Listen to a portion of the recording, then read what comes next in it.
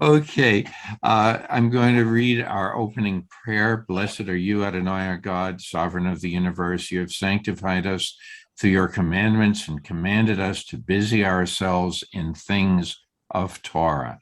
Amen. Amen. So, I wanted to ask if anybody has noted anything similar in this overall structure of the book of Exodus to that of the book of Genesis. We are only in the beginning, but have you noticed any similarity in structure? Yes, David. Well, first, maybe I should read my poem. Oh, I'm sorry. I forgot. Go ahead. Go ahead. Okay. My poem today is from Robert Frost, one of my favorite poets. And it's because we are so close to Halloween, I wanted to do a Halloween image for today. And it's one of my favorites. It's from West Running Brook that he published in 1928. And the poem is called Acquainted with the Night. I have been one acquainted with the night. I have walked out in rain and back in rain. I have outwalked the furthest city light. I have looked down the saddest city lane. Progress. I have passed by the watchman on his beat and dropped my eyes unwilling to explain. I have stood still and stopped the sound of feet when far away an interrupted cry came over houses from another street, but not to call me back or say goodbye. And further still, at an unearthly height, one luminary clock against the sky proclaimed the time was neither wrong nor right. I have been one acquainted with the night. Thank you. Thank you, David. That's very nice. That's a very nice poem. Hi, Helene. Hi. And so the question I had asked, from the literary standpoint, has anyone noted any similarity to the book of Genesis, between the book of Genesis, the book of Genesis and the book of Exodus? Huh. Yes, Don. And then Joanne. Well, close to the beginning of both books, we get started with a murder and expulsion. So, Okay, that I was not talking about that in particular. Those are the specifics, but the literary, the way the whole book is structured. and that's, you can tell that from the first couple of lines we looked at, or you mean The first couple of chapters, chapters? just the structure, not messages. There's a structure of lineage that they. Okay, that's a way to look at it. And Joanne, you had your hand up. Yeah, I guess when I'm reading, it's like a continuation. I'm sure it's been redacted many, many times, etc., but it continues, it flows as a whole story. Very good. Yes, it does. What I was looking at is, and I was taken by the fact that if you look at the first several verses in the book of Genesis, and you look at the first several chapters in the book of Exodus, they're very short, very concise, compared to the rest of the book. So they're setting up certain themes. And some of the themes that we can compare is what Don, so the structure, it leads us to coming up with the themes, that one of which Don had mentioned. There's similar themes. And Joanne, what were you going to raise? What were you going to mention? It, it just flows. In other words, Okay, story doesn't stop, it continues with going to be Moses as the main person. okay, Joanne, for some reason, we have an echo. Yeah, Okay. Wendy says it's Wendy. Oh, okay, it's solved. Okay. Yeah, Hi, there's Bev. Wendy. So, We have a storm coming, and so I'm getting off and on. I can oh, hear okay. you sometimes and sometimes I can't, so that's All my right. problem today. We solved it another way. There was an echo effect coming from Wendy's phone. So, and so anyway, but what I wanted to point out that there are certain themes that are going to be taken up, There. and we've discussed some of these in Torah study over the years. Okay. One theme is the birth of a people, and the other is the birth of a nation. Okay. So we can talk, we can look at it from that standpoint. We can also look at it in a different way. A chaotic world versus putting order into the world. A chaotic situation with a group of people, and a chaotic and putting order into that chaotic situation. And there are others. And as we read, if you notice something, just raise your hand so we can mention that. Yeah, yes, Pastor Bruce. I wasn't able to be with you last week. We've had 3 memorial services in a row. My goodness. My memorial service for my very good friend was yesterday instead of today, so that's why I'm here. Oh.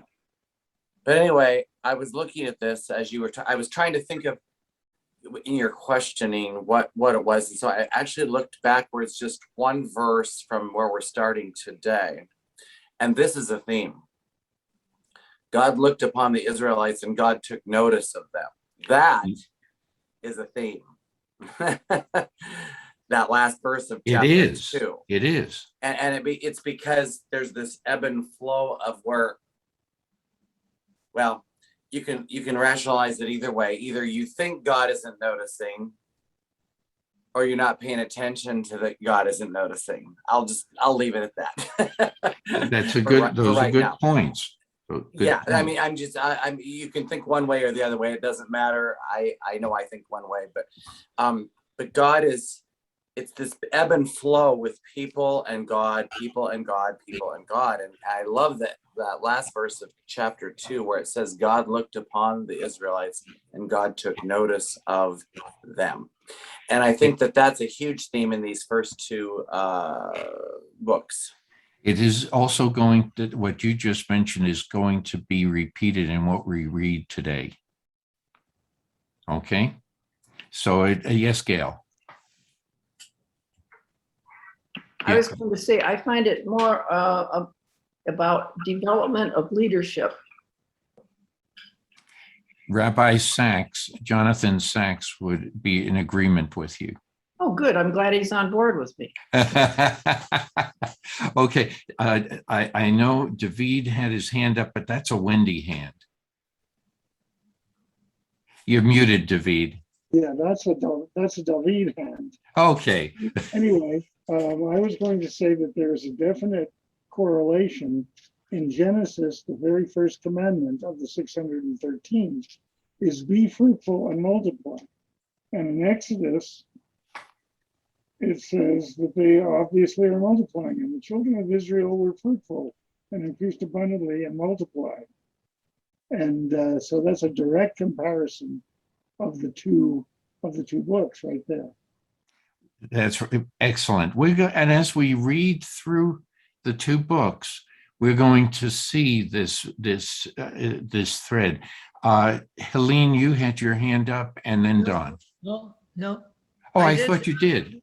I'm listening. I'm listening. Okay, go ahead, Don. In terms of structure, it was Kurt Vonnegut who wrote a book on the various literary curves of story, and where the climaxes, where they start, when they reach one or more climaxes during the course of the story, and how they end. Sure. So I'm wondering, in Exodus, what kind of curve we're going to follow, how many peaks to spend. Don, I'm sorry on my, I don't know if it's me or what. You came over very choppy. Oh, how is that? Is that better? It is. Okay. Yeah, I've got one camera and mic shared among 3 computers. So I'm wondering in Exodus and looking back to Genesis, what the story arcs were. How many climaxes were there? How did they end? Did they end up or did they end down? Exodus, will it end up or down? So now that you've mentioned structure, I'll be looking for that. Okay, well, that's good. I like that too. I like that too. I understand that people may be in and out for various reasons. I'm getting a bunch of chat messages, but yes, Don, and I think that that is something that's useful whenever we are presenting any topic for discussion, not necessarily here, but anywhere. It's always nice to bring in other sources, other authors, other with other ideas, some to back you up, but then realizing there are others out there that say something different, and it's finding a balance. Each of us has to find our own balance between the two discussions presented in the different books. But I think that the threads, that's why I like to call them threads. They keep showing up, and that's going to be part of our job as we read along in this book of Exodus. Yes, please, Joanne. I'm still on my themes, I guess. I keep hearing what now I've forgotten his name, but the last person where he went this long distance to be buried in Israel, etc. But that theme, part of what was there was he was reminding everybody about God. And almost as soon as we start on Exodus, we are once again reminded of God. And so that the two really go together in how important God is to the Jewish people, to these people, and to us too. But that importance is, I think, important to know. Okay. All right. That's good too. Very nice. Well, with all of that, why don't we begin our reading? And we'll go slowly through this. We won't rush into this.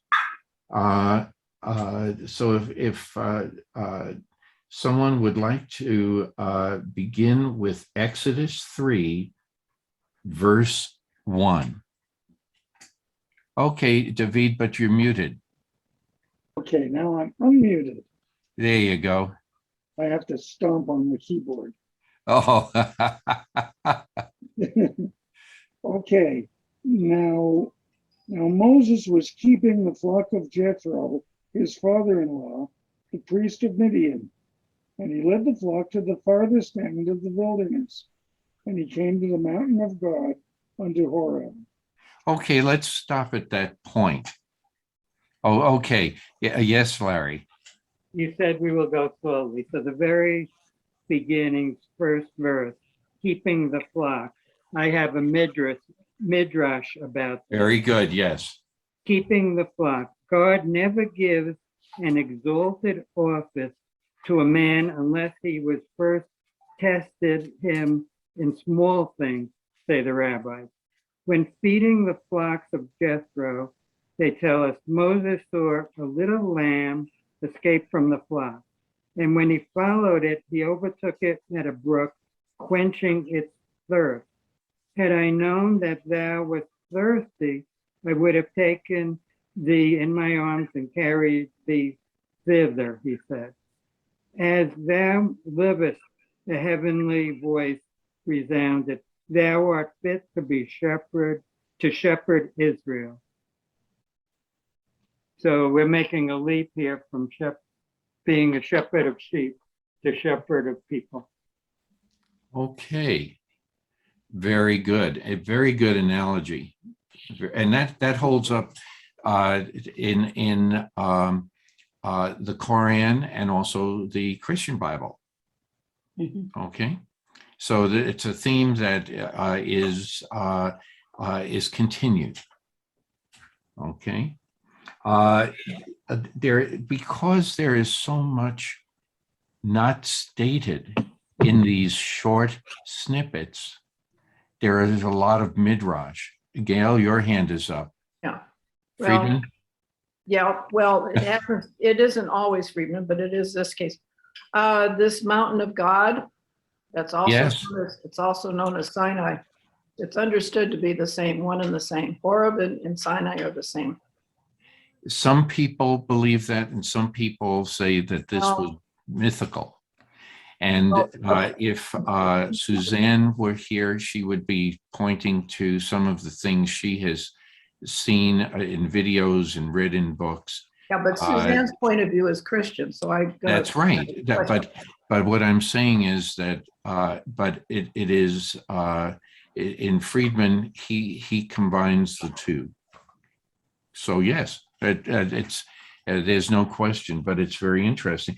But because, yes, Don. I may be leaping ahead, which you hate here, but I always get stuck on this verse, Marty, because Jethro is the priest of the Midianites, and Moses is married to Zipporah, of course, who's a Midianite. And then we're going to find out later that Moses has his people slaughter the Midianites to a extermination where he kills them all except he brings the women and children back to camp, and then he scolds his soldiers, why did you spare the women and children? And he has all of them slaughtered except for the young virgins who he hands over to his troops to be raped. This is his father-in-law's, and I'm going to plant that thought around because it more than troubles me. I think that there are different interpretations, and when we come to that, I don't even know if we will come to it, because that occurs at a much later time period. And when we discuss that, there are different midrash about that. And what you're saying is one, and all I can say is let's wait until that time comes. We're leaping ahead by a milestone. I mean, miles and miles ahead. And so let's hold that off until we get to that to see what has taken place that leads to that. Okay? Gary, I just had to get that off my chest. So thank you. Okay. Okay. Gary, could you turn my little light on a little bit? Oh, that's the okay. Someone's Joanne. Joanne, we were here. We were listening in on your discussion. Yes, Gail. I was just going to say, you were saying it was Friedman that I was quoting, but Hertz also says the Yes, same thing. there's overlap. You'll see that. So, what else? Anything else in that first statement? I have a Um, lovely quote from Winston Churchill if you're interested. Sure. Every prophet has come from civilization, but every prophet has to go into the wilderness. He must have a strong impression of a complex society and all that it has to give. And then he must serve periods of isolation and meditation. This is the process by which psychic dynamite is made. Huh. I thought that was interesting. Yes. Yes. Can I ask what chapter, what verse we're at? 3 what? How far? 3:1 and Just 3:1? Okay. Okay. Now here I have another midrash concerning the shepherd, and it's not attributed to any one person. It says the psalmist says that God tries the righteous. By what? By having them tend the flocks. When Moses was tending the flock of Jethro in the desert, a little kid escaped and reached a shady place near a pool of water. Moses ran after the kid, and seeing it drink, said, "I did not know that you ran away because you were thirsty. You must be weary." And he carried the kid back to the flock. Whereupon God said, "Because you showed such mercy, you will tend my flock, Israel." Oh, Okay, so there are different. By the way, I found a typo in Plout. In looking at this, I don't know if it's a typo in the original Midrash or a typo in Plout. The word "my" is not capitalized. Okay, it was God saying it, so he's referring to himself. Okay, so I don't know if it's a typo that has shown up in history. Okay. Anyway, I think we're going to see tons of different midrash, and if the different books that you use have different midrash in the discussions about this, please bring them to the fore. So what about, we spoke last time about Jethro being the priest of Midian, and Ruel, or Rule, however you're going to pronounce it, and how the names are changed, and they're going to change a little bit again. So it's going to be, it is interesting, and it has led to other interpretations that we're talking about slightly different people, or it could have been just slightly different roles of the same person. Don't know. Yes, please, Joanne. Yes. Okay. You've had your hand up a while. that's okay. I was listening very close to what you were saying anyway. I have in my little phone that Mount Horeb is the mountain at which the book of Deuteronomy in the Hebrew Bible states that the 10 Commandments were given to Moses by Yahweh. It is described in 2 places, and it's called the Mountain of God. That's a little bit more than what we have when we're looking at this. Right. That's very good. Yes. However, I have to ask a question.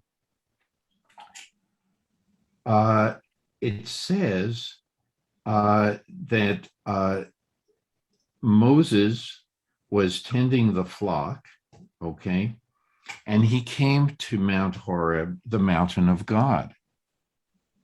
Yeah, you're right. Well, now this raises a point, just a point. If that was the name of the mountain, always given as the name of the mountain,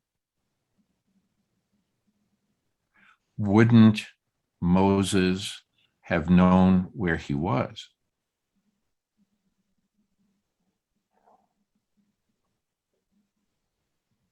So I don't know the answer to that question myself, but I will. I like to ask, and if anyone has any comments or ideas about they want to answer that, go right ahead.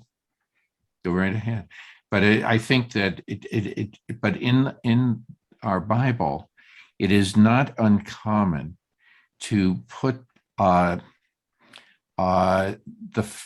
first part of the idea before the the last part of the idea before the first part of the discussion. It's not uncommon. It's very much like Yoda speak. Okay, in Star Wars. Yes, Pastor Bruce. I just look at this more like Madera Canyon, Green Valley. Mm-hmm. You It's can. the same thing. Yeah. How different is that, really? Yes, but there's more to it. It's not Well, just the name of the city. I know in the Bible, but I'm just saying. Maybe, but then why wouldn't we say Sinai, or wouldn't we say others? Now, somebody, I just raised the question. Yeah, I mean, Horeb, Sinai. Yes. I mean, it could be Pima. I don't know. I'm just trying to say. I understand what you're saying. There's kind of an area of which both could be absolutely correct, is what I'm trying to say. Sure. Okay. Without yes, Larry. Separate. Could it be a deliberate obfuscation of geography that we do not want a shrine and a place for people to go and gather and be in a way made holy as a place rather than the concept? That's an excellent point. Just like what you're doing is you're carrying this on the same line of thought as Moses. Yeah, you're extrapolating. What happens to Moses? His death there. Yes, it's an excellent point, Larry. Yes, Joanne. Well, in many cultures, long ago especially, the mountain wherever they were was usually a volcano.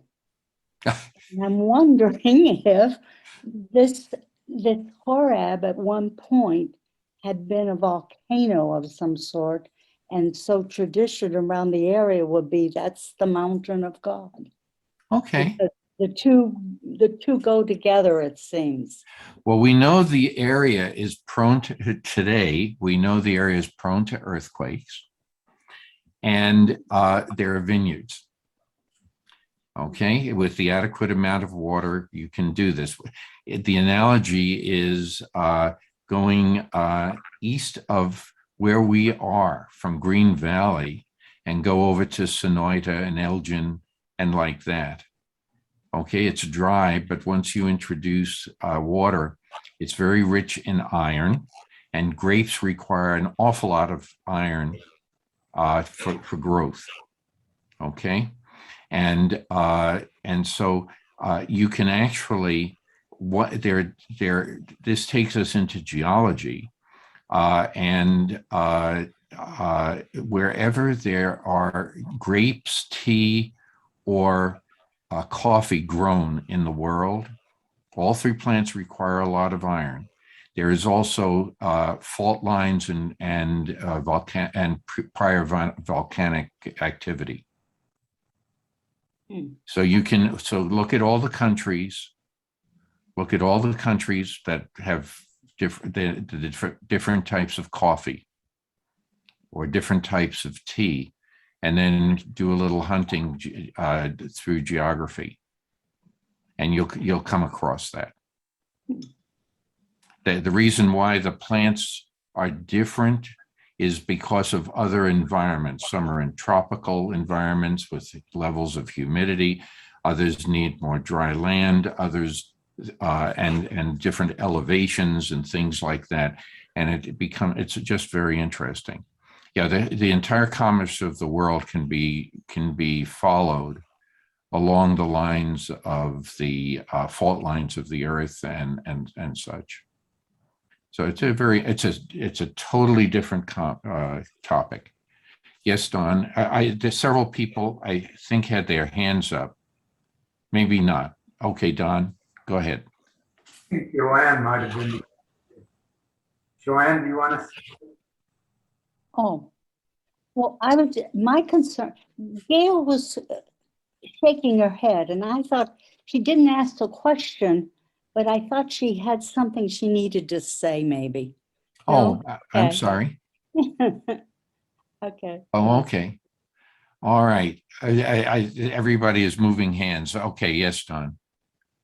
So geographically, Mount Horeb was probably tucked down in the southern Sinai Peninsula in between the Red Sea and the Gulf of Aqaba. And for a grazing flock, the only access that backs up to that mountain range would be on the Red Sea side, which would be a long way from the Midianites. So I'm wondering how Moses kind of got his flock down that far. I mean, it's way down there, away from everything. Well, you have another fault line that runs in the Gulf of Arabia.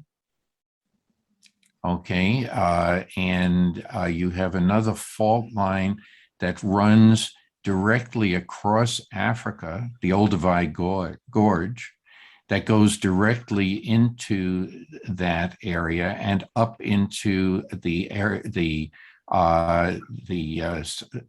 east and west side, if you will, the east side of the Sinai Peninsula and the west side. Okay, so there are different fault lines in there, and you take your time and just look at those, and some of them don't seem to be directly connected, but the stress in one will eventually affect the stress in the other, just like you see in California.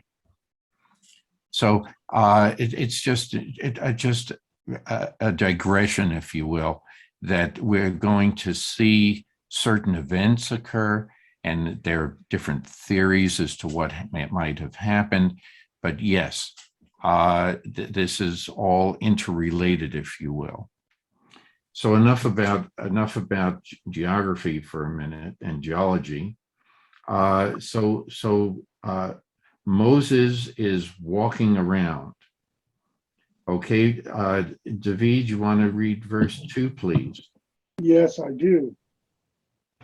And the angel of the Lord appeared unto him in a flame of fire out of the midst of a bush. And he looked, and behold, the bush burned with fire. And the bush Okay. consumed. And it was not consumed. I'm sorry, I interrupted you. So any comments about this verse? Do we? Famous passages of the entire Torah. It's the introduction of the burning bush and the fact that the bush is not consumed. Definitely a message from God to Moses at this point. Yes, it becomes mystical. Unfortunately, I have to say, being very versed in science, I can say that you can actually coat your hand in alcohol, or you can coat paper in alcohol, or a plant in alcohol, light the fumes of the alcohol, and the object itself is not consumed. So you do not get burned. Your hand is not burned from the fire, which is an interesting concept. So we have to say, I'm sure there are those people who will say, well, Cohen just said something that we know how that can happen. But I like to tend to believe that this was a bush that was on fire and it was not being consumed by that fire. There's a mystical component to it. Yes, Gail, and then Bev. The quote Plout, not Friedman, but Plout. Yes, please. I have it. Yeah, go ahead. The burning bush has often been taken as a symbol of Israel, small and lowly among the nations, and yet indestructible. Very good. Very good. Is that attributed to just Plout, or in his commentary, he has a tremendous, I think it's called exegesis or something. Oh, this is just a short thing I'm quoting there. Okay, because I know there are a lot of different under the title of gleanings that he also incorporates. Yes, please, Pastor Bev, Bruce. Bev. Wait, That was first. Bev That first. Yes, go ahead, Bev. Yeah, I have a question. This is Hertz, but it says the angel of the Lord. Okay, the angel in the scripture is not to be identified with God. It doesn't say anything about being, identified with God, even though you're on the mountain of God or whatever. I'm just wondering why they feel it necessary to bring that up.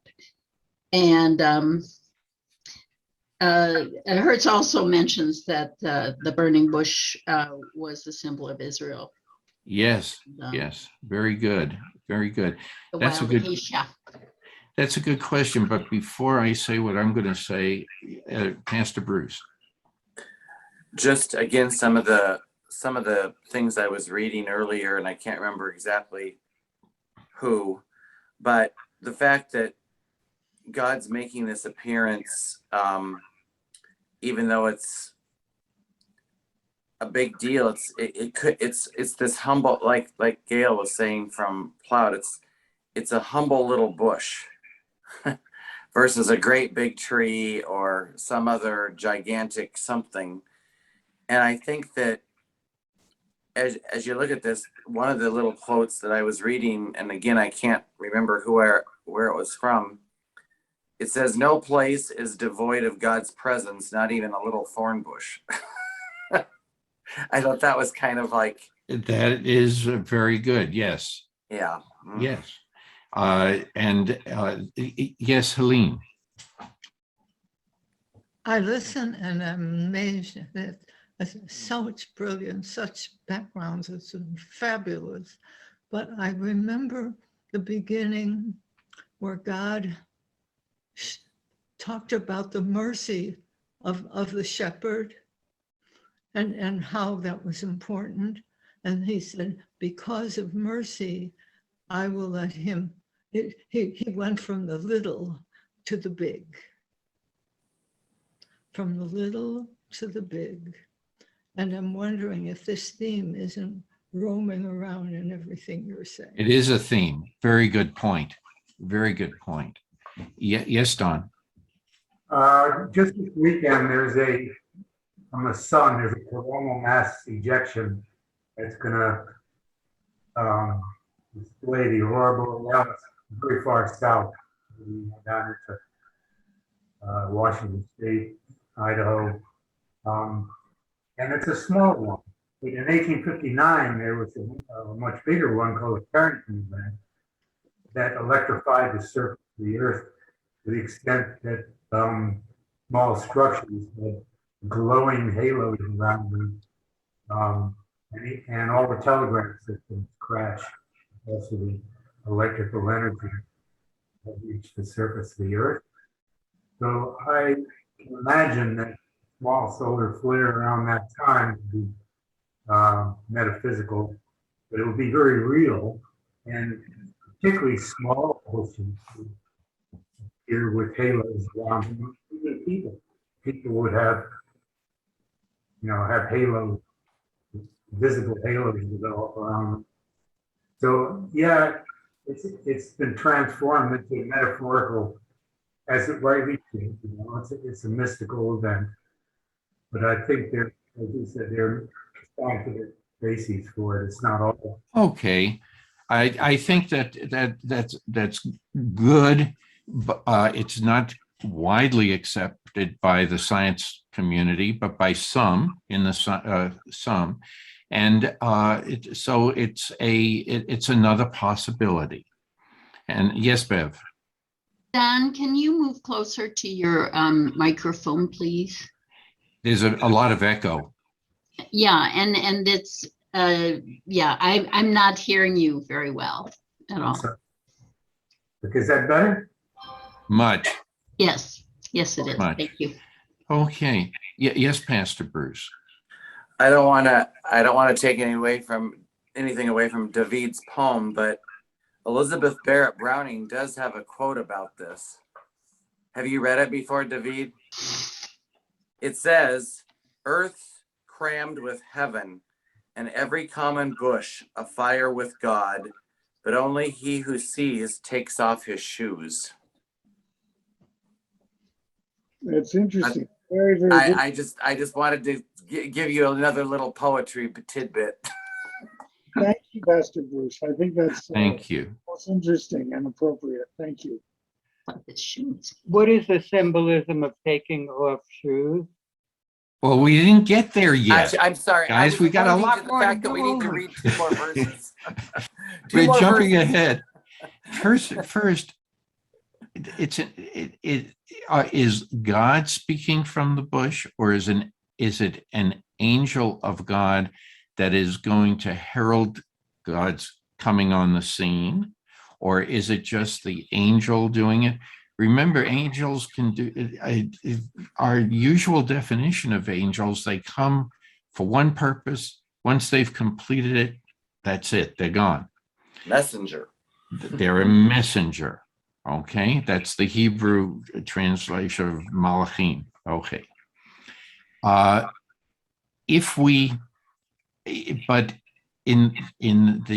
we had a similar discussion a good year ago, at least a year ago, with Jacob.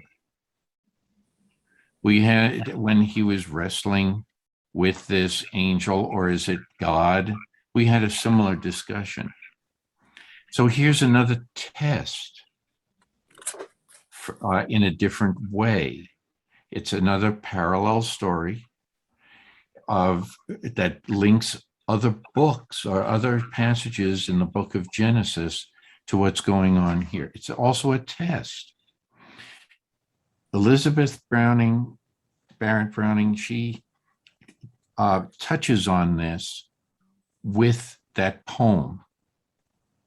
The same thing. So it's not just muscular strength, but it is strength in understanding what you're seeing, strength in what you're hearing. And if you think of that theme, that's going to come up quite often. Not just what you see, but what you hear, not necessarily what you touch. So it's all of the senses are being taken advantage of in these themes. And we're going to see them in the future. I didn't want to, go into the details as to which, but if you think of our prayers, as well as some of what we will be reading in future books, it's going to come to all of our senses. Okay? There's also great feeling in that. Yes. Feel. But it's also going to appeal to emotions and emotional states. It's not just our sense, the 5 senses. There's much more to this. And and we're going to be seeing examples as we move and go through one book after another. So we discussed the angel and the bush. And now verse 3. Anyone, David, would you read verse 3? Verse 3, because the story is getting so captivating at this point. Yes. And Moses said, I will turn aside now and see this great sight, why the bush is not burnt. And when the Lord saw that, Oh, wait a minute, wait, just verse 3. Any comments about that?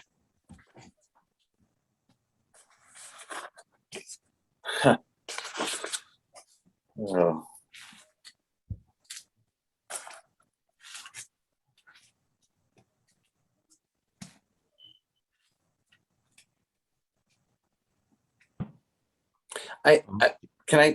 I'll just say Yes. something that's kind of generic here. Moses was extremely interested in this and kept going after it. I guess I just wanted to go to my practical side of myself and put myself in his shoes, since he still has them on. Sorry. At this point. Sorry, I had to say that. Unique. He really felt like this was a miraculous kind of thing going on here. I don't think most of us, if it would have been a burning bush and it was all over, would go, oh, I'm glad the fire department came, or, I'm like, we had Madeira fire last week or whatever it was. Anyway, It just, oh, there it is. It's over. It's, this was an intense encounter as we can continue to go, but it's the fact that he had to turn aside to look at it. He had a question in his head about why it wasn't burning up. And I look at myself and things that are miraculous in life, we look at something as miraculous, and aren't we drawn to those stories on the news? Aren't we just like, oh my gosh, how did that happen? Oh my heavens, This is just. So I'm looking at me, I'm trying to put me in those shoes and say, oh my gosh, this is happening. How in the world is this happening? How did that, this is a miracle. I'm so excited. How did this come to be? And when you look at things that way, I don't care whether it's a birth of a baby or some matter of magnificence like the Grand Canyon, or a piece of artwork that just is like taking our breath away. It doesn't, anything like that you look at. And don't we have a choice in saying, oh, well, whatever, or going and doing something about it? Exactly. And that's exactly what I was thinking about for myself. Okay. Very good points. Anyway. David, you had your hand up, and then Michael, and then Joanne. This is a Wendy hand. Oh, it's a Wendy. Okay. All right. Now, every time we talk about Moses, what we're doing right now, I think back to the 10 Commandments. Now, remember, if they, like just before, like when he kills the builder, they go, you are the deliverer. And everybody's saying, you are the deliverer. This is God's deliverer. And now he's seeing the bush that is God's. And what's going back to his head now is, they told me I was a deliverer. I didn't believe it, but let me see what's going on here, because now he's truly questioning for not just curiosity, but were they right? Is there something else for me in life? I thought. Very good thought. Very good thought. That is going to come up in discussion right after Michael has his say. As far as the burning bush, I believe that's just simply God demonstrating that he is God and only he can make these things happen. Very good. Very good. Joanne, you were next, and then Suzanne.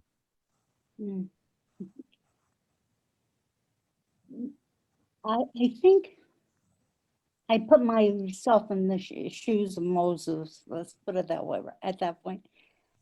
But it took a whole lot of strength to see an angel and then to see this bush, but to not run away, but to actually discover what it was. And that took him, I think, away from just his senses to understanding This, this is more, this is deeper, this is spiritual. And I think he went into almost, I would say, almost like a coma state of just that bush and he being all that was there. Okay. It took an enormous amount of strength to do that and not run away. Another good comment. Yes, Suzanne. I find it interesting that there's nothing mentioned about heat. If this bush were on fire in the sense that we think of fire, there certainly would have been a lot of heat thrown off, being given off. And as far as I know, it never talks about heat. And apparently Moses was pretty close to it. I mean, for me, I just look at it as God's light. But I mean, that's Okay. just me. That is also a good comment. Any other comments? Well, Gail, I did find it what you mentioned that before about the lowly bush and versus the tree. That is a rabbinic midrash going way back. Okay, there's no authorship ascribed to it, but it is a rabbinic midrash. That's one. Two, there's several others that here. This is Philo. The burning bush was a symbol of the oppressed people, and the burning fire was a symbol of the oppressors. And the circumstance of the burning bush not being consumed was an emblem of the fact that the people thus oppressed would not be destroyed by those who were attacking them. Another one, also, now this is a midrash ascribed to Rabbi Leibowitz. One can put a hand into a thorn bush without being hurt, but when he tries to pull it out, he cannot. So it was with Israel in Egypt. They were welcome at first, but afterward could not leave. So it has been with Israel many times in the diaspora. But there's another midrash. The bush resembles the heart. It too can burn without being consumed.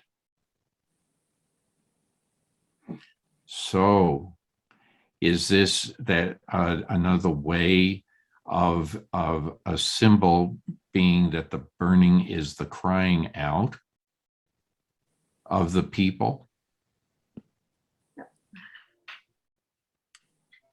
I don't know. Yes, Gail. There also could be a very simple explanation. You know, he's shepherding the sheep, and God wants him to stop and draw his attention. So he needs a symbol, and so the burning bush. Mhm. That makes him stop and question, rather than God just coming down and, you know, calling out Moses, Moses, and scaring him half to death. At least it gave him a minute to stop and be thinking about the bush before this voice comes out. So That's excellent. I'm trying to be very simplistic It's here. excellent. What we're reading is really a series of tests, just like in the story of Jacob. Okay, and these are the things that Moses will have to go through to pass the tests. The first one is kindness. Okay, the other is studying. Okay, and trying to figure out what actually is happening. Okay. And what else do we have here? Any other thoughts? Well, it's on the mountain of God, so you would expect godly things to happen too. So Sure. Sure. Wendy has a thought. Okay, let me do Wendy and then Bruce. And this is very short. And this goes along with Gail's saying actually that it could be very simple. And this is even a simpler explanation. In the fall, when the trees change colors and they get the full fall foliage and the sun hits those trees, they seem to glow. Maybe Yes. that's the burning bush. It's just a glowing bush because of the sunlight and the time of year. That's my thought. Okay, that's good. Yes, okay, thank you. Pastor Bruce. And whether it be a fall foliage tree or a fire, I believe, I guess I look at this, some people look at it as an angel, some people look at it as, you know, the divine presence of God. Mm-hmm. I look at it as a divine presence that when it doesn't burn up, it's sustaining. It's a sustained thing. Excellent. And I think God is sustaining the Jewish people all the way through history. I mean, there's a symbolism there, if nothing else, of sustaining. It's a good point. Good point. So what does Moses do? Okay. He turns, he says, I must turn aside to look at this marvelous sight. Why doesn't the bush burn up? And so we've put forth multiple suggestions for the answer and try to answer that. So David, if you would read verse 4, just verse 4. Yes. And when the Lord saw that, he turned aside to see. God called unto him in the midst of the bush and said, Moses, Moses, here am I. Yeah, and Moses answers, here am I. Okay, so any ideas from this? Okay, I have first I have Joanne, and then I have Gail. Joanne, why don't you lead off, and then Gail, because there's so much in this sentence too. The thing is, he doesn't seem to be frightened. In other words, he listens, and it's like he and God are in a cocoon or something. He's not frightened of what is happening. And it makes you feel like this is more true than just someone making it up someplace. It just feels there's a truth coming through because he's just not frightened. He's going to listen to what's going on. Good point. Very good point. Yes, Gail. Just an observation. Sure. It's kind of interesting. When God calls out to people, he says, Jacob, Jacob, and then he says, Abraham, Abraham, and here it's Moses, Moses, not just once, but twice. That's very good. I have something on that, but Larry, you go first. Okay, it's interesting. I have a whole bunch of commentaries here. Two of them are called The 5 Books of Moses. We don't hear about the books of Abraham. That's an interesting comment. I'd have to have a rabbi to answer that one. But bring that up. Larry, would you save that up so the next time we meet, you ask that question when the rabbis are with us? Sure. Because I think it's a very... The first time God talks to someone, yeah, is it Abraham? It's a very, very good concept. Because, well, we know that the books of Exodus, Leviticus, Numbers, and Deuteronomy are all about Moses. Some people look at the book of Genesis as a preamble, okay, to that. But that's an excellent point.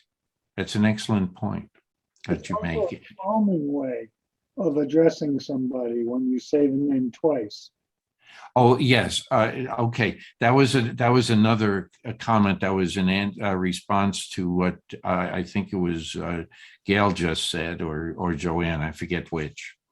So it becomes, it is interesting because, which is interesting. And I'll just add to what Devoid said. The Masoretic text omits a divider between these two words, while in similar cases it provides it, such as Abraham, Abraham, Jacob, Jacob, Samuel, Samuel. But here we find Moses, Moses, to show how urgent God's call was. Okay. Yes, please. Go ahead, Don. I just want to compliment David on his Halloween voice. That was good. But no, the emphasis, David put the emphasis on it to draw attention to it too. I truly believe that was intentional. Yes, Pastor Bruce. In a more modern way of looking at this, some of you are familiar, I believe. I think he's a conservative Jewish Prager. Yes. He's a conservative, but he has written some things as well. I thought this was interesting. He says that there's a precise analogy in this thought that Shakespeare will speak to you. I thought of David again. Here I am with poetry and stories. Shakespeare will speak to you only after you make the effort to read and understand him. And the more effort you make to understand him, the more meaningful he will be in your life. This is the case regarding God and Moses. Bringing God into your life takes effort. What worthwhile thing in life does not require effort? Why should God be any different? I liked his quote there. It is an excellent quote. Thank you. That was good. Yes, Gail. Gail, you're muted. Does anybody else find this interesting? On the very first line of verse 4, it says, "And the Lord saw that he turned to see." Yes. That kind of grabbed me somehow. Anybody else thought that was interesting? Yes. Because it also dovetails into the last part of that. When Moses says, "Here I am." Yes, I have mentioned that in reading some of my poetry in the past, but yes, please, Pastor Bruce. Gail, what I was thinking when you just said that, because I was just rereading that myself, when the Lord saw that he had turned aside to look and called out.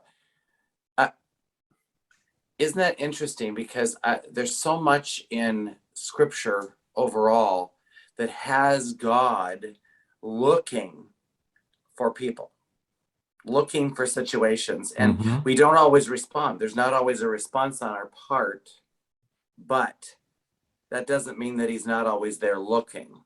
And I like the fact that he's seeing us, and yet we have to respond in some way. And this is the response. Moses turned aside, and then he called him. There was this constant look. There's the seeing, God seeing, and then the response is, oh, there's something there, and then there's the connection is made at that point. Do you remember that I once I had mentioned that maybe it's just God is looking for us to just echo those three words. There I am. Okay. I like that. Doesn't a parent like to see that in their children? They like to see Johnny, I'm here. Okay, because you're relating that closeness, as Joanne pointed out, that closeness is apparent. And what there's a, you could say, well, why doesn't it say, here I am with you? Whereas just that with you is understood in the feeling that those three words convey. Yes, Larry. In many instances that I know, when a parent wants a child's attention, they don't just repeat first name. It's first name, middle name. That can happen too.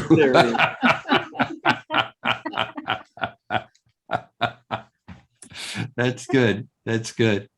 So you know you're in trouble. Right. I love it. Yeah, Grace agrees. I love that. Oh golly. But no, this moment in the entire relationship between Moses and God is very, very important. So not only does Moses recognize that this is significant, but if David, would you read the very next verse? Yes, certainly. And he said, draw not nigh hither, put off thy shoes from off thy feet, for the place whereon thou standest is holy ground. So this becomes, so now the area around the bush is being defined as holy. Well, this is the holy mountain, Mount Horeb. So this is something that God is doing, and you have a choice. There are some cultures, by the way, where you do take your shoes off before on entering the home. I have my shoes Or a off. place of worship. Yeah, okay, Gail had her hand up and then Ricky. Yeah, I just want to say, Moses still doesn't know who this is. That's right. He hasn't identified, God has not identified himself yet. That's right. Don't come close. Take off your shoes. And Moses, I'm sure, is going, okay, but. That's right. That's right. You know, what's wrong with this picture? You know, it's not a common everyday situation. That's right. Well, Moses could have fled the scene, but he stays. Okay. So there's consistency in his behavior. We've seen how before he takes action, he views the situation and then takes action. Okay, so now this is not just a scene that he's observing, it's talking to him. Something really is going on here. Pastor Bruce, did you have something to say? You have your shirt that says lifelong, and this is what we're coming into, because that's right. This is how Moses develops a lifelong relationship with God. These are the very first things. My shirt's just about living a healthy lifestyle. That's a transformation. Okay, it is. This is something that comes into play. Suzanne, please. Wait a minute, Suzanne. I omitted Ricky. She had her hand up before, and I sort of barged in. Everybody's always comments that I never wear shoes, and literally in Maine in the summer, the only time I wore shoes is if I was going out someplace, because it is all holy ground. But when I was in the process of converting my rabbi, we had so many books, and I was in a love seat, but no table in front of me. And we were constantly pulling books off his shelf and blah, blah, blah. And finally, I was like buried in books, and I put one on the ground, to which my rabbi got very upset. And then I said, but this is holy ground. And he just Stop right there. Oh, That was the end of him ever chastising me for. great one. That's a good story. I thought I saw another hand up for a moment. Oh, yes, Suzanne. I just wanted to say that this verse, did we read verse 5 to take your shoes off? That's what we're on. Okay, because we stop so much, I kind of sometimes lose track. But this is also the same thing that happens to Joshua before the battle Yes. of Jericho. An angel of the Lord appears and says to take his shoes off because he's on holy ground. Yeah. Can I underscore what you're saying? That is a statement from Malbim, Malbim. I do not know if Malbim was a rabbi or some scholar. The sandals. Moses is bidden to remove both his sandals. The Hebrew is in the plural. Why both? Whereas in other instance, Joshua is commanded to remove only a sandal. One shoe is the body, the other is the human soul. Hence, in commanding Joshua to remove his shoe, God meant to tell Joshua to remove his shoe, the ways of God, and reach the level at which you will be able to behold me. You must first cast off the urges of the body that conceal the spirit within. But to Moses, whose perception was so great that he might penetrate the inner chambers, God commanded that he divest himself not only of his physical urges, so to speak, but of his spirit as well. Therefore, he was to remove both sandals. Only then would God reveal himself to Moses.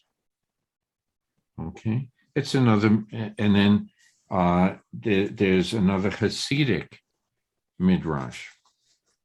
Only when one is barefoot can one feel the little stones underfoot.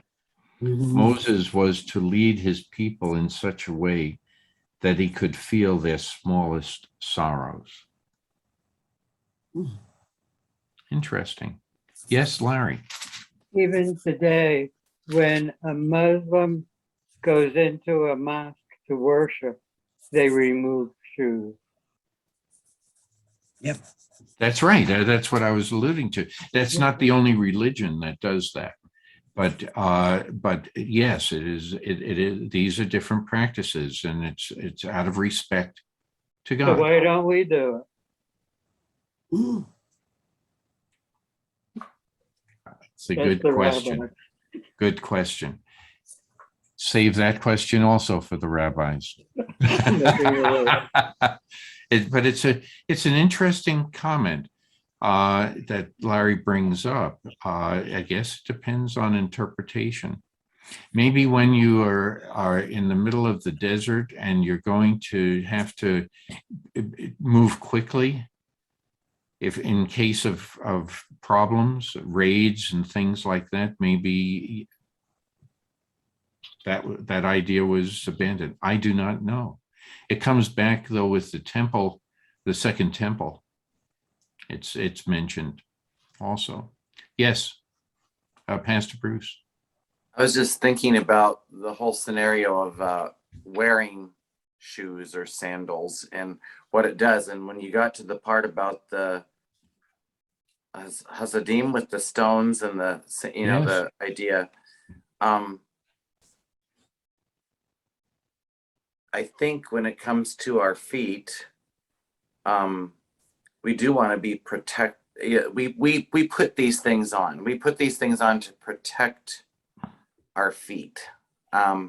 with traveling or running around or whatever. Maybe Ricky is the least of the protector of her feet. I'm not sure the way she talks. It sounds like. I'm always barefoot. But anyway, you know your environment though. That's Yeah. you know where you're When I going. get pebbles, I step on pebbles and I feel them. Okay, all right. Well, I'm anyway, unaware.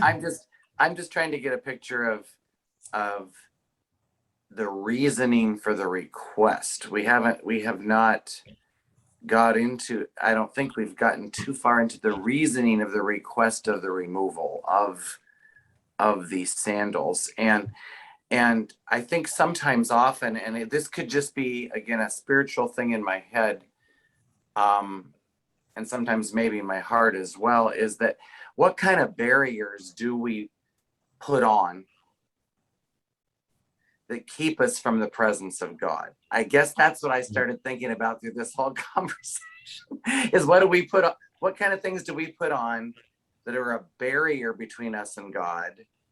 And maybe he was just asking, maybe for some reason that's a symbol of, hey, I need you to do this so that you can be, even though you can't be right next to me because it says you can be this close but not quite that close.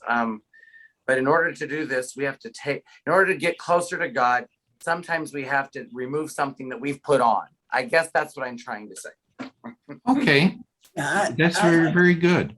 I guess the other side is, to me, it's connecting. It's not so much removing a barrier, but the staying connected to the earth, to the dirt. It started when I was a kid. I just loved playing with my feet in the dirt, to feel the dirt and connected to it. And this is I just wanted to comment on that. That is a very important understanding of things as well, Ricky. That is very important because again, it requires all of our senses in addition to our thoughts to be in total communication. That's what, if we take the whole book and we put it together, that's a theme that comes out. Okay, Larry, and then Gail. Okay, Pastor Bruce mentioned what we should take off to be closer to God.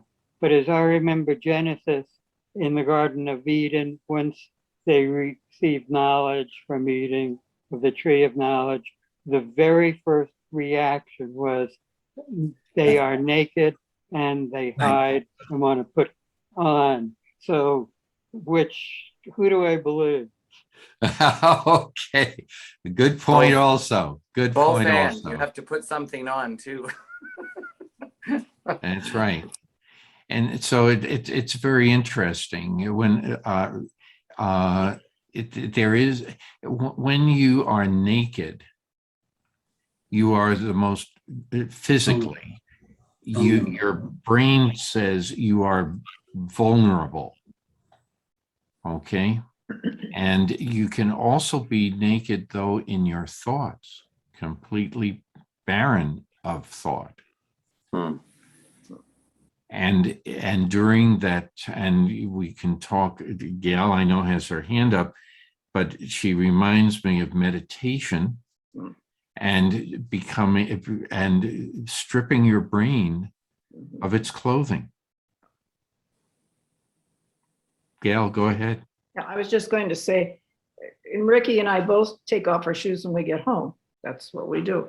But I think one of the reasons that we do not appreciate the environment of our world, and one of the reasons we're destroying it, we've lost our connection to the earth. We get up in the morning and we walk on carpeting, say, and then you go out your door and you walk on a cement sidewalk and you get in your car and you drive to your job and you get out and you walk on cement and you go into a building. You never have a connection with the earth. We really lost that. We really lost it. Emerson would really enjoy having you listen to him. and he would agree with you. He would agree. I won't garden with gloves. So many people put on gloves to garden. That's right. I want my hands in there. And so what if I get dirt under my fingernails? You know, I want to feel the dirt. And that all That's what I of was this doing out also there. dovetails, this discussion dovetails into Spinoza. In today's world, all I can say is please reread Spinoza. It'll give you some other understanding as to what you see about all the different organizations that say, hey, let's get back into connection with nature. And God is a verb, right, Marty? That's another good book. But I think that if you read a little bit of Spinoza, you're going to say, oh my gosh, what he's saying is what we're doing today, what we're talking about today. Okay, and that was written a long, long time ago. But the fear back then was by looking at nature and seeing God and everything, the rabbinic fear was that then it had the potential of turning people into worshiping idols, seeing that rock or seeing that plant or seeing that animal, and it would be against the teachings.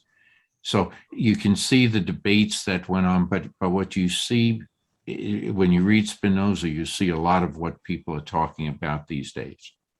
Okay, and especially in conservation and like that. Yeah, yes, Suzanne. This is just a side note from when I lived in Massachusetts. People might be interested to know that Walden Pond is across the street from the Concord town dump. And I might add that the dump is up a little on ground, and the pond is a little bit lower. And there was concern about leaching from the dump into the pond. Of course. Fascinating. Yeah, I don't think that's what Emerson had in mind when. No, Emerson did not have that in mind. So these are other people to read if, you know, it dovetails into a little bit about what we're talking. Yes, Joanne. Well, as we're talking, I'm hearing, you know, get back to nature, etc. But a lot of times what we're taking with us into prayer is, and I think it's good to do that. Let's say, you know, that this week we're looking at the world, the G20 or whatever in Scotland, and that's good. But once you look at that, etc., then you try to let it go and let God in to help you kind of renew yourself. And I'm not hearing to that let go in any of this conversation. And Moses let go of being the shepherd and walked towards God. So That's a very excellent statement. As well Very, as let go, let God. Mhm. yes. Yeah. A slogan in the 12-step programs. There you go. David, how did you feel the very first time you looked through your telescope as a youngster and you saw that ocean of stars? Oh, it was not an ocean of stars, Marty. When I first looked through the telescope on the 1st of September, 1960, I saw the moons of Jupiter, and my feeling, I've never forgotten it. I think Galileo himself would have felt no greater thrill than I did that night. I felt it was a discovery of the moons of Jupiter. And it was the first thing I looked at in my life through a telescope. It is still my favorite planet, and is a feeling I will never, ever forget.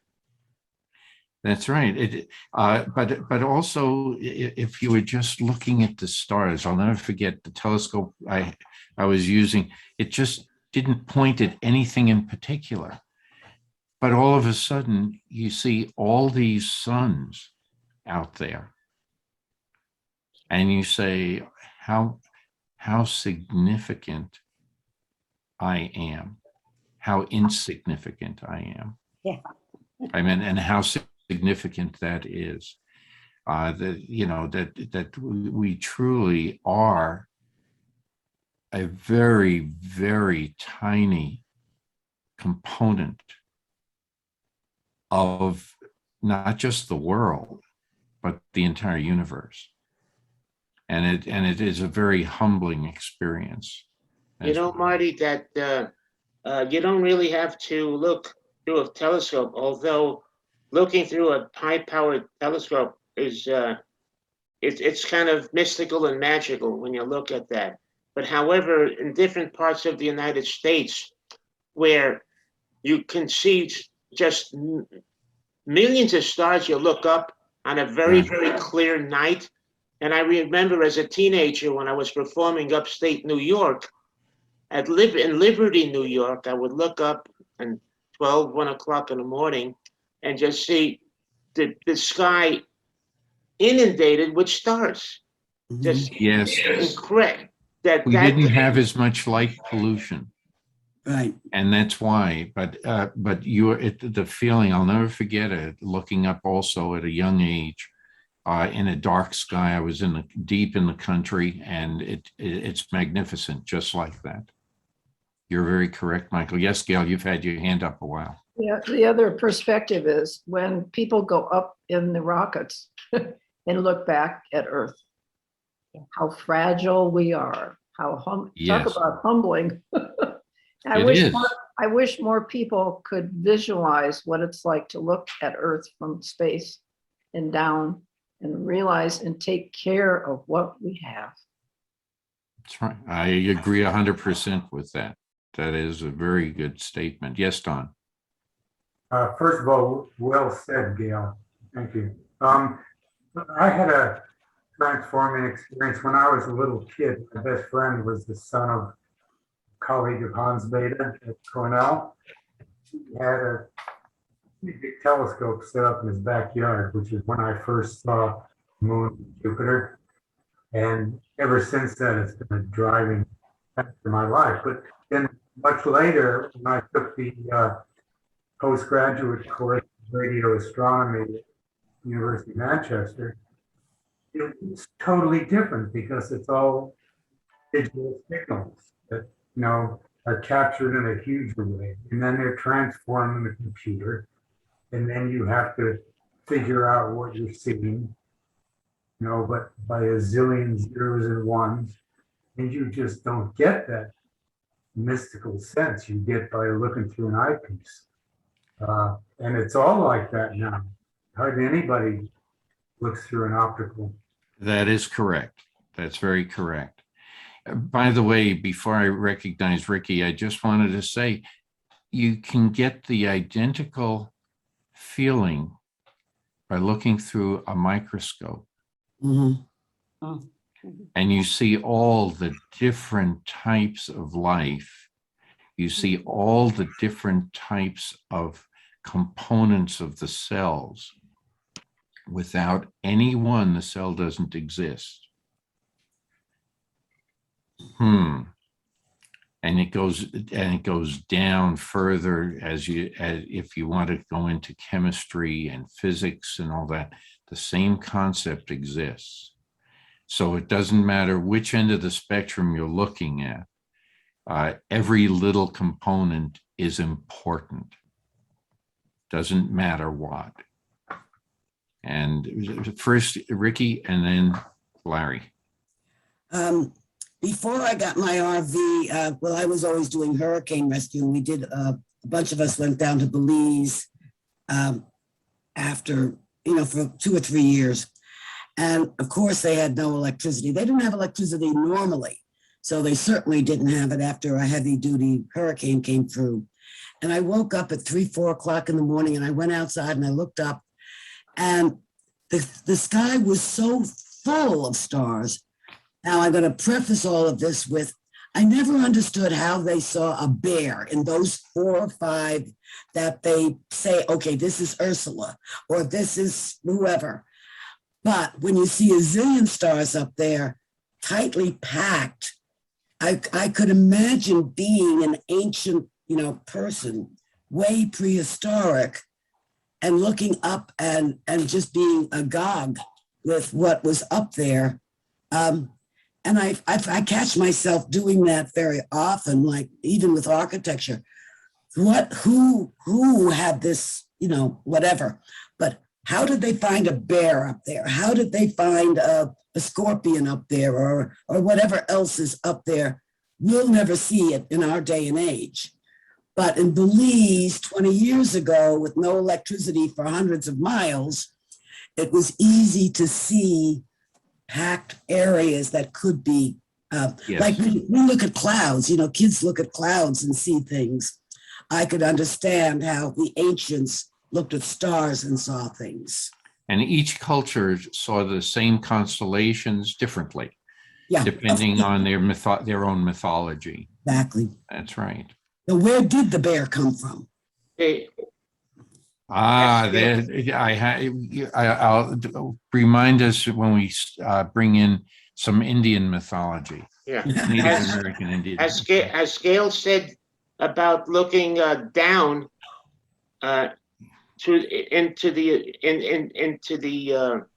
looking at us from above, we can actually look down from Earth into the depths of the ocean. Sure. That would be another. Exactly, Mike. Very good.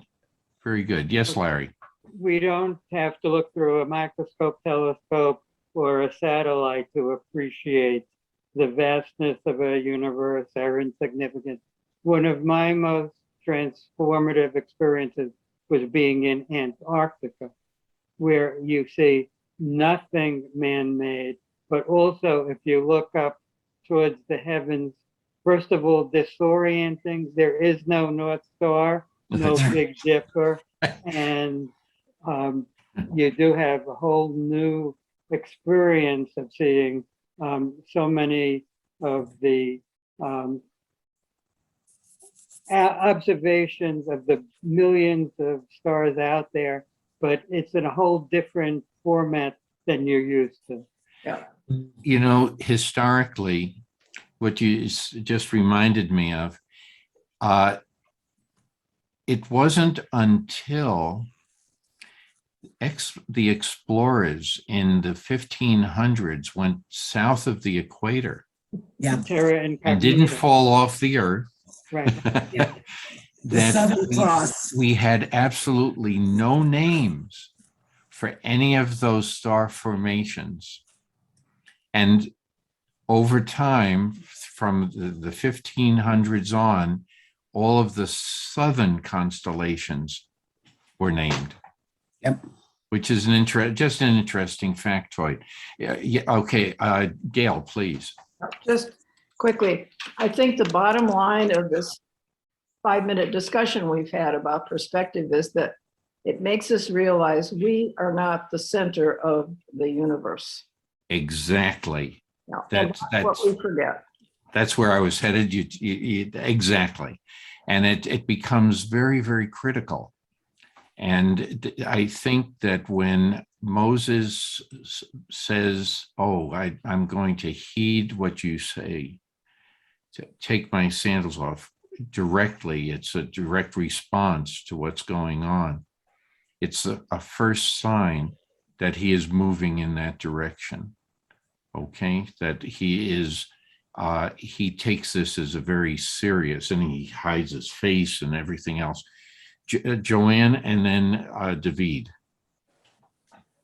I just want to say on my computer this morning, they have taken a picture from, not from a satellite, but from the people living up above us in a home. They have taken a picture and they're looking at the southern aurora borealis from above. It is just, I wanted more. They didn't give me enough pictures. Yeah. Beautiful. It is. From above instead of from below. It's amazing. And you see the auroras also on what planets? You see auroras on other planets, David, right? Yes, you do. You see them on Jupiter. We see them on We certainly see them on Jupiter. Yes. Probably pretty common. But the point that I wanted to make is that even though we are insignificant, we are also extremely significant. Yes. Unique. And as they say, you are a child of the universe, no less than the trees of the stars. You have a right to be here, and whether or not you are aware of it, no doubt the universe is unfolding as it should. So we are very special. Very, very profound. Very good, David. Very good. I really love this whole group. I mean, it's mind-boggling what we all come up with. You know, there's one other thought that's very Sure, go quickly, ahead. Marty. It's very funny how we transform things. We go from beautiful to spectacular. Beautiful to spectacular. And if I could just mention this, I did some work along forget the name I'm trying to think of, but the things along when I did my work in music and entertainment, and I would say, if somebody wanted to build something, let's say a new restaurant or club, I would say, build it at night. Don't build it in the daytime. And they thought I meant it literally. I said, no, take a look at, and I used Las Vegas as my model, you see? And I said, did you ever see Las Vegas in the daytime? And did you ever see it at night? Use it with that in mind, because it becomes spectacular. Las Vegas is kind of dead, but at night, the stars glow. Everything glows at night. And I use that concept. Okay, thank you. Thank you. That's another good concept. Any other comments? Well, let's go on. Verse 6. Okay. Just verse 6. Okay, just verse 6. And let me try to get to it. My scriptures ran away from me here. Okay, sorry. Chapter 3 and verse 6. Moreover, he said, I am the God of thy father, the God of Abraham, the God of Isaac, and the God of Jacob. And Moses hid his face, for he was afraid to look upon God. And the Lord said, I have surely seen. Okay, let's okay, just that he was afraid to look at God. Okay. Now, what in verse 6, how do you any comments about verse 6? Okay, wow. Okay, Don and Joanne.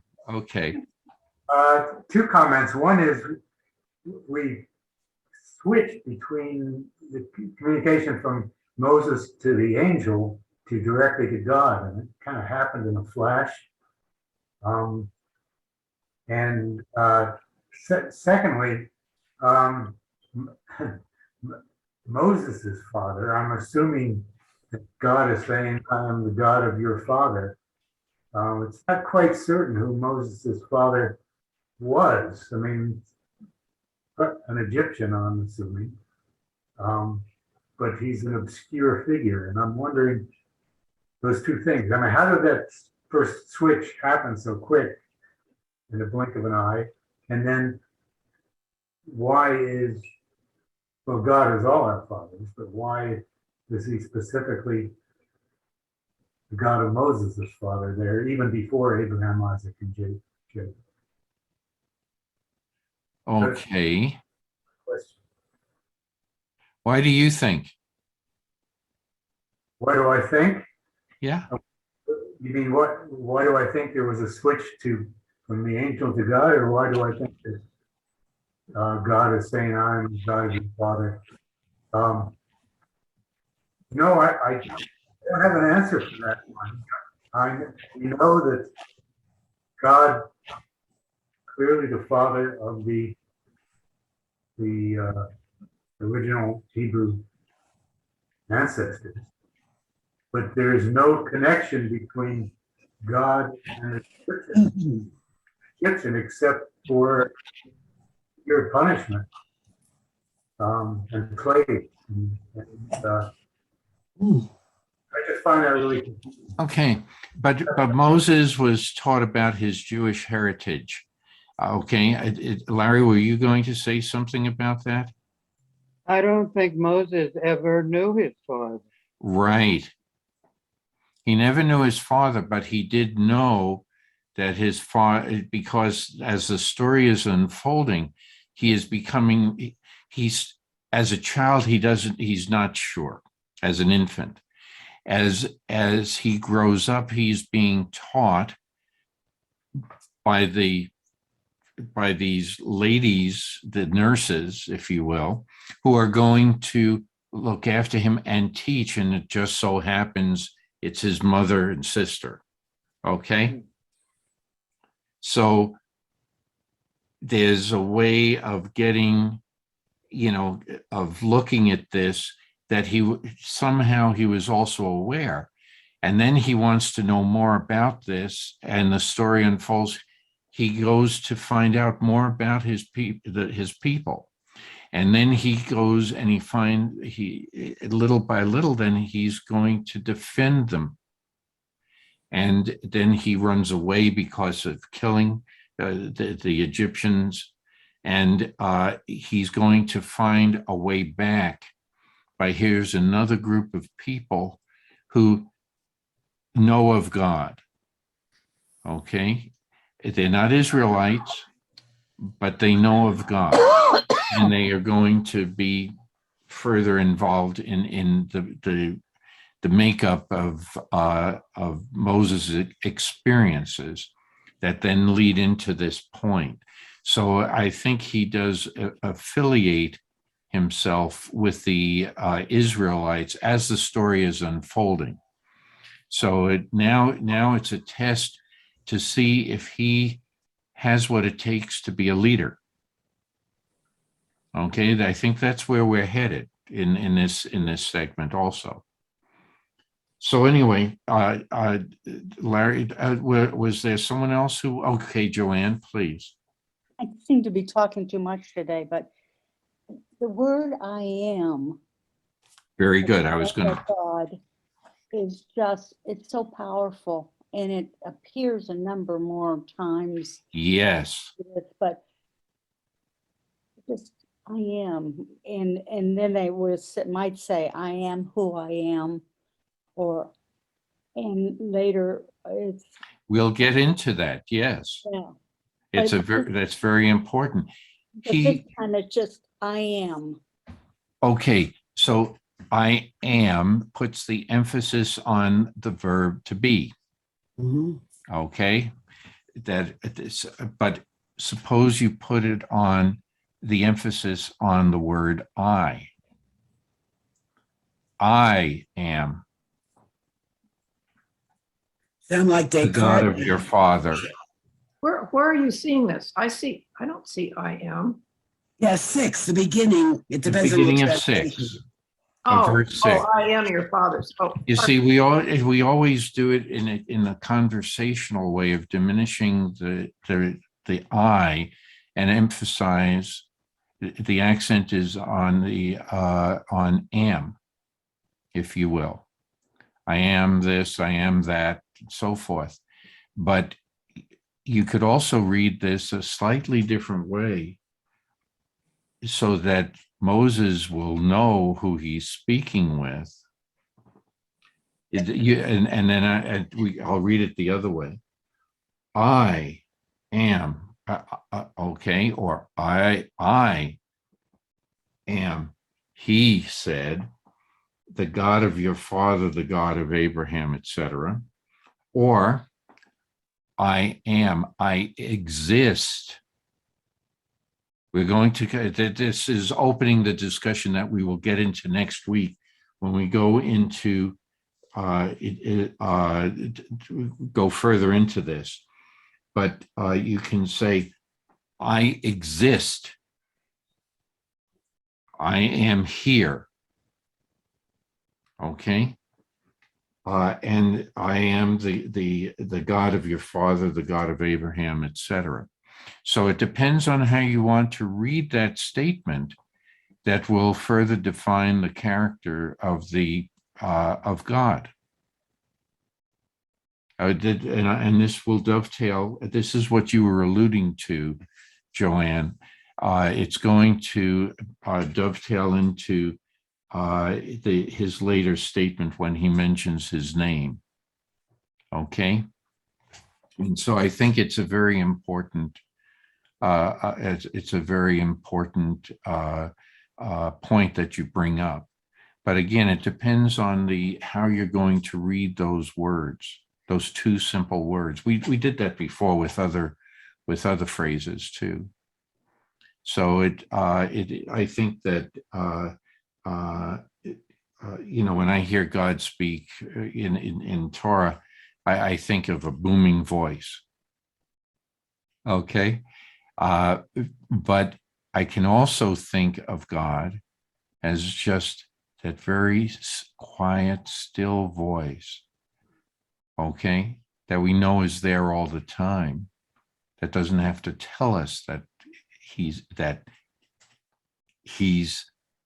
the big shot. Okay, because that he's pulling he's the puppeteer, if you will. I don't think that's the point. He wants to. I think that you can read it both ways or three ways, as I point out. Yes, Joanne. Go ahead, Joanne.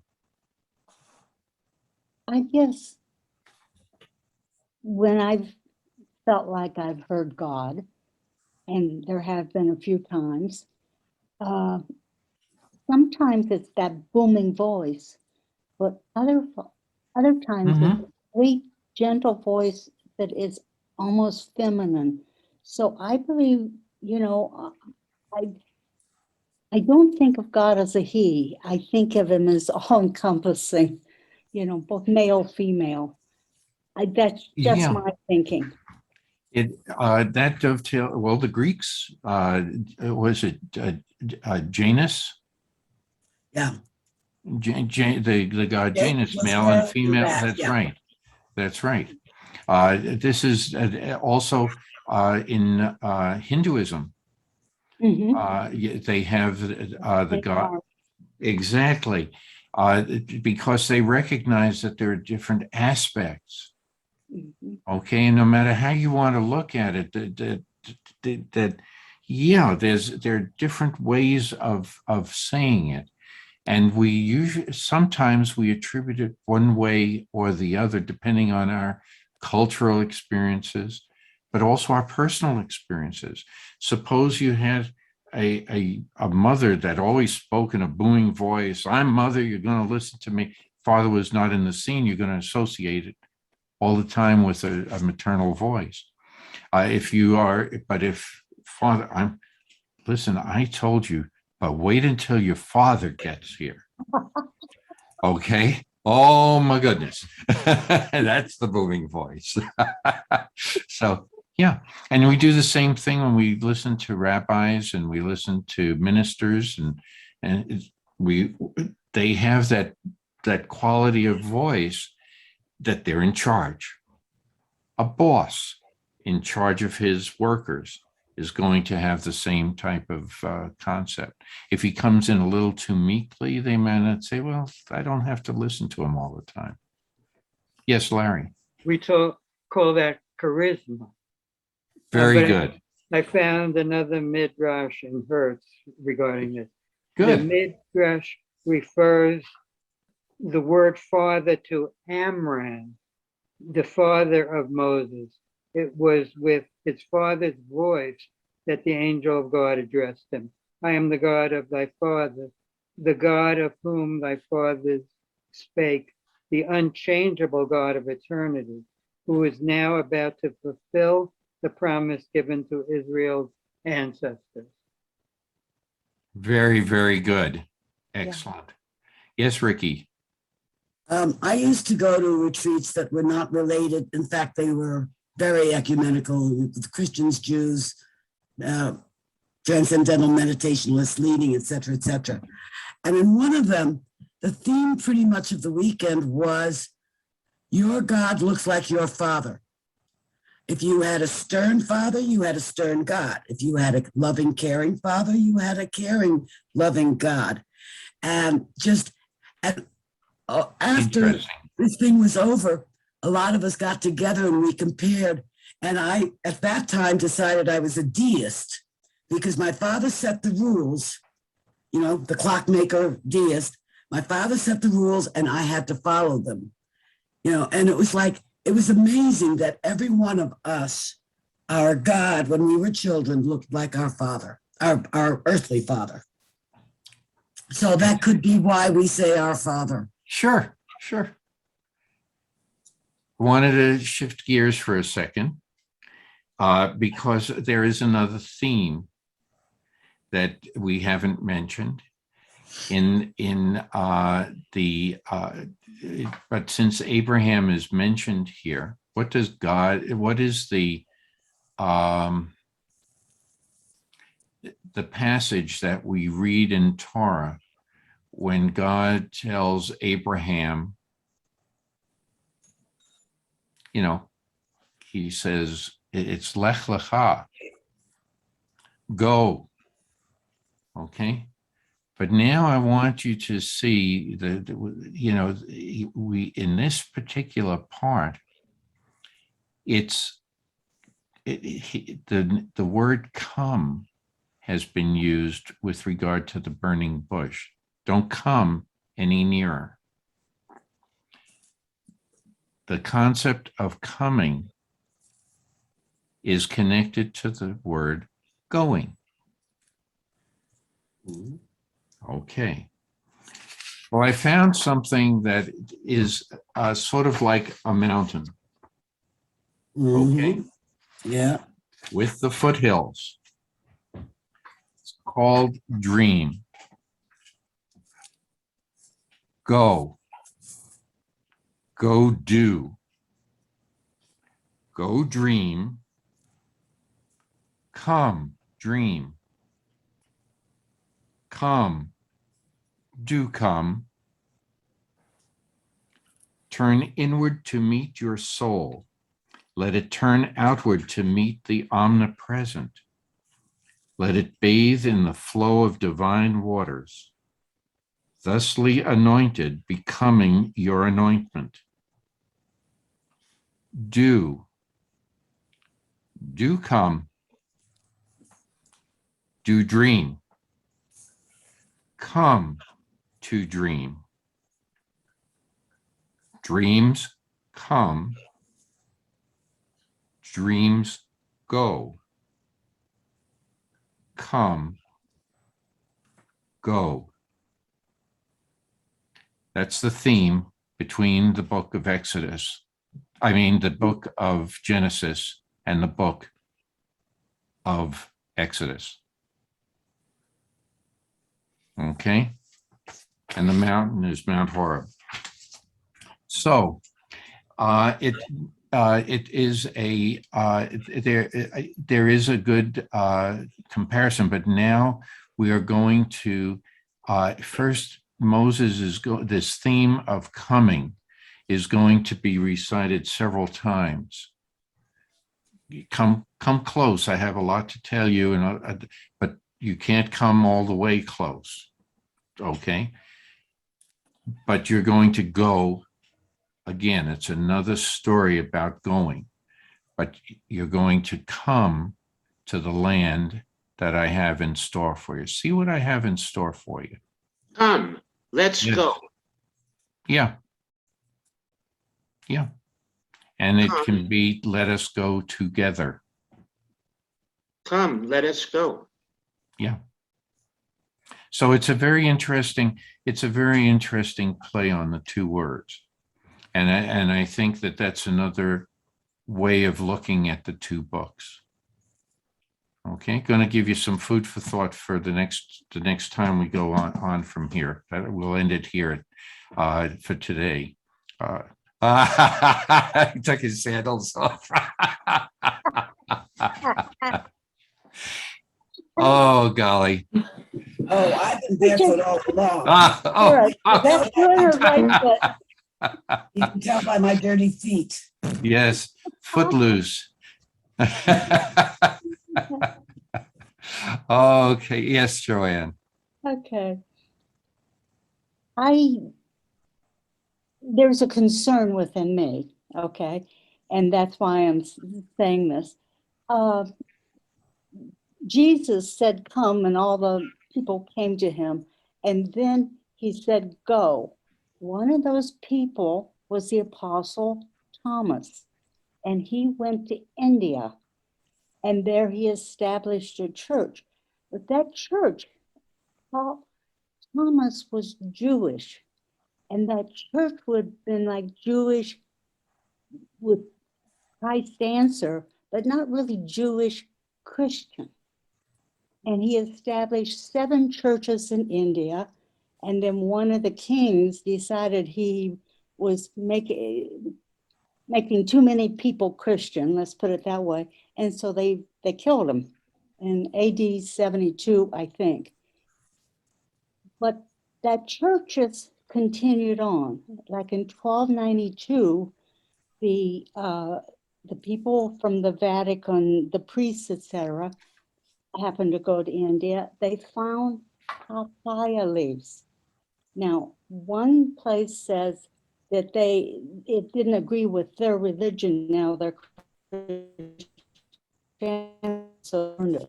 Another one says no. They took it back and built a church, and it's St. Thomas's Church, and those leaves are there. But right now in India, once again, those Jewish Christians, they're only calling them Christians in the news, but those Jewish Christians are being killed. And for some reason, it's really, I can't, sometimes at night can't get rid of that. I wasn't aware of that. Yeah, so it's just. Okay, Yeah. Pastor Bruce has his hand up, and then I guess that you'll have the final word, Pastor Bruce. Well, just in relationship to what Joanne said, I have friends who are related to that trace their whole history back to Thomas's visit in India, Indian friends. But the thing that I wanted to say was there's a lot of Jewish people who are not just Messianic Jewish people, but just Jewish without even believing in Jesus, that have started making aliyah to Israel in recent years. There's a lot of Jewish people that are coming from India to Israel over these last 5-6 years and making aliyah because they found out that they were Jewish and they wanted to go back to the homeland. And it's just, so yes, there was an awful lot of scattering in 70 AD that went lots of directions for sure. Right now, they're really picking on. There's a lot of persecution right now. Afghanistan, Pakistan, India, all of them have lots of persecution right now. Right, but for some reason, probably because I have friends in India, I'm seeing the fact that they really are, their nucleus is Jewish. And Definitely. And my Christian Catholic is. Right. No, you're correct in that. With everything historical with Thomas, absolutely. I've mentioned this before, but the book by Pearl Buck, Peony, addresses this in China. Yep. Okay. Interesting. So there's a lot out there. Yes. Anyway, any other ideas? Joe,